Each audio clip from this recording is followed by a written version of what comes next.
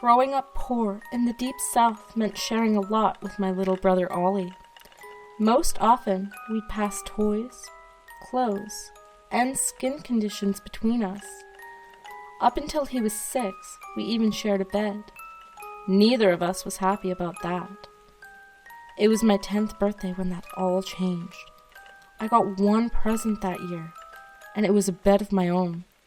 Ollie was jealous right away, and I could understand why. He had to keep that half-broken down frame with the worn-out mattress. The one I'd gotten wasn't much better, but not being broken and worn was enough. Sleeping apart was a great feeling. It was freedom.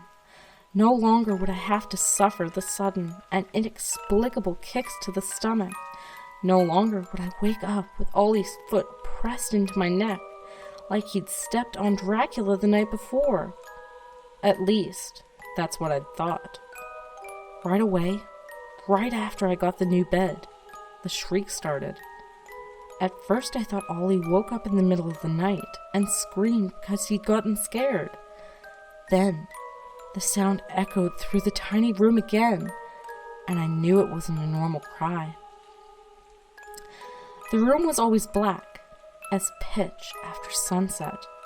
The one window we had was pressed against a long leaf pine, and even the biggest, brightest moon cast no light inside. The shriek just about drove me crazy.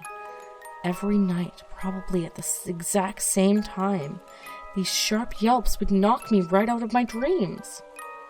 It wasn't my mom and dad yelling either. I knew what that sounded like, believe me. Most worrying of all was the fact that I could never tell where it was coming from. It seemed completely random. One night it'd come from somewhere near the closet. The next, it'd shoot out from a corner in the ceiling. Any hope I'd had of having my own space would get dashed every time, as Ollie would silently slip into the bed with me, shaking like crazy. He'd clasp onto me and wouldn't let go until it was almost daybreak. Most times, I'd take his hand and tell him everything was going to be okay, that it'd be over by morning, but I was never really sure.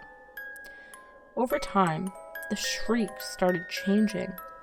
At first, it was only by small degrees, but eventually it took on the primal hooting sound of a primate calling out its fierce warning. I had to clasp pillows to my ears just to keep from going deaf. Mom and Dad never believed me or Ollie, basically because the thing, whatever it was, refused to make a peep when they were in the room. Apparently, they couldn't even hear it through the walls, even though it was damn sure loud enough. The shriek just got worse and worse until I felt like I couldn't take it anymore. Me and Ollie were doing really bad in school. We just had no energy at all. I couldn't sleep. I could sleep more deeply with my head propped up and eyes open in the middle of class than in my own room at night. Then, thankfully, we moved out of the house nearly a year later. I had contemplated all sorts of things, even a child's clumsy concept of suicide, to get away from that horrific nightly noise. There was no problem at the next house. It was a nice, white, cookie-cutter home on a dead-end street, and I welcomed the normalcy. What's more, when we moved in, there was a bunk bed waiting for me and Ollie. No more broken bed, no more second bed. I ended up having to share anyway. The only problem was deciding who'd get the top bunk. I told Ollie I deserved it. After all, I had gotten a new bed way back, and he ruined it by climbing in every night. What? He shook his head. I never did that. I had always wondered why the noise stopped the second I was sharing my bed. Now I had the answer.